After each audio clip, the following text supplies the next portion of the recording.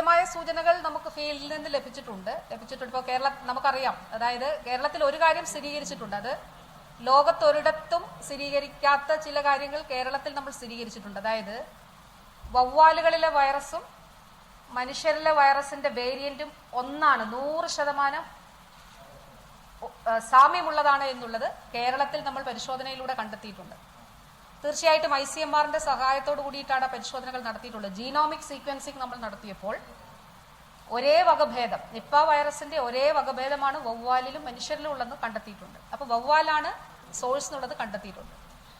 ഇപ്പോൾ നമ്മൾ ശ്രമിക്കുന്നത് ഒരു കാര്യമാണ്, അത് ലോകത്തൊരിടത്തും സാധിച്ചിട്ടില്ലാത്തൊരു കാര്യം കൂടിയാണ്. അതായത് ഇപ്പോൾ ബംഗ്ലാദേശിൽ ഓയിൽ പാം സാപ്പ്, അതിൽ വൈറസ് കണ്ടെത്തിയിട്ടില്ല. അതൊരു അസംഷനാണ്, ഒരു തിയറിയാണ്. പക്ഷെ ആ പാനീയത്തിൽ വൈറസിന് കണ്ടെത്തിയിട്ടില്ല. നമ്മൾ ശ്രമിക്കുന്നത് ഈ ഫ്രൂട്ട്സിൽ വൈറസിന്റെ സാന്നിധ്യം കണ്ടെത്താൻ കഴിയുമോ എന്നുള്ളത്. അത് ലോകത്തൊരിടത്ത് സാധിച്ചിട്ടില്ല. അത് നമ്മൾ ICMR-ന്റെ സഹായത്തോടു കൂടി, ബാറ്റ് സർവൈലൻസ് വിഭാഗത്തിന്റെ സഹായത്തോടു കൂടി അത് നമ്മൾ പരിശ്രമം ആരംഭിച്ചിട്ടുണ്ട്. ഇവിടെ ഈ കേസിൽ കുട്ടി മറ്റ് സുഹൃത്തുക്കൾക്കൊപ്പം ആ നാട്ടിൻപുറത്ത് ഒരു കുളിക്കാനായിട്ട് പോയപ്പോൾ അവിടെയുള്ള ഒരു കാട്ട് അമ്പഴം, അപ്പോൾ അതിൽ നിന്ന് അമ്പഴങ്ങ പറിച്ച് കഴിച്ചതായി സുഹൃത്തുക്കൾ പറയുന്നുണ്ട്. അവിടെ വവ്വാലുകളുടെ സാന്നിധ്യമുണ്ട്. അപ്പോൾ അതിനാണ് മറ്റു പോസിബിലിറ്റീസ് ഒന്നും തന്നെ വീട്ടുകാരിൽ നിന്നും കൂട്ടുകാരിൽ നിന്നുമുള്ള അഭിപ്രായങ്ങളുടെ അടിസ്ഥാനത്തിൽ അല്ലെങ്കിൽ അവർ പറഞ്ഞതിൽ നിന്നും ഇതിലേക്ക് ലീഡ് ചെയ്യുന്ന മറ്റൊരു കാര്യവും കിട്ടിയിട്ടില്ല.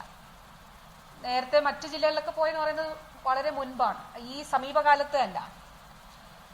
അപ്പോൾ ആ രീതിയിൽ ഏറ്റവും സാധ്യത ഇതിനാണ്. അത് മറ്റു ചില തെളിവുകളുടെ കൂടി അടിസ്ഥാനത്തിൽ ആണ് നമുക്ക് സ്ഥിരീകരിക്കേണ്ടതായിട്ടുള്ളത്. ആ തെളിവുകൾ കൂടി ശേഖരിക്കുന്നതിനാണ് ശ്രമിക്കുന്നത്.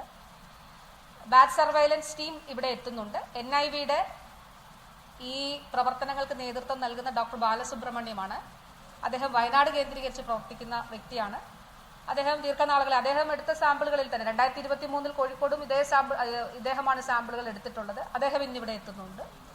അപ്പം നമുക്ക് അതുകൂടി പരിശോധിക്കാം. ജിനോമിക് സീക്വൻസിങ് കൂടി ചെയ്യേണ്ടതായിട്ടുണ്ട്. ഇവിടെയുള്ള ബാറ്റ്സിന്റെ സാമ്പിളുകളും ഈ സാമ്പിളിലെ വൈറസിന്റെ ജിനോമിക് സീക്വൻസിങ്ങും ചെയ്തുകൊണ്ട് അതൊന്നാണ് എന്നുള്ളത് കൂടി നമുക്ക് സ്ഥിരീകരിക്കേണ്ടതായിട്ടുണ്ട്. മറ്റു ചില പ്രവർത്തനങ്ങൾ കൂടി നടക്കുന്നുണ്ട്. ഒരു കാര്യമുണ്ട്, അതുകൊണ്ട് ഇത് നേരത്തെ കേരളത്തിൽ കണ്ടുപിടിക്കപ്പെട്ടിട്ടുള്ള കാര്യമാണ്. അതുകൊണ്ട് വവ്വാലുകളുടെ ആവാസ വ്യവസ്ഥകളെ തീയിട്ട് നശിപ്പിക്കുന്നതിനോ അവയെ ശബ്ദം ഉണ്ടാക്കി അവിടുന്ന് ഓടിക്കുന്നതിനോ ഒന്നും ശ്രമിക്കരുത് ദയവായി.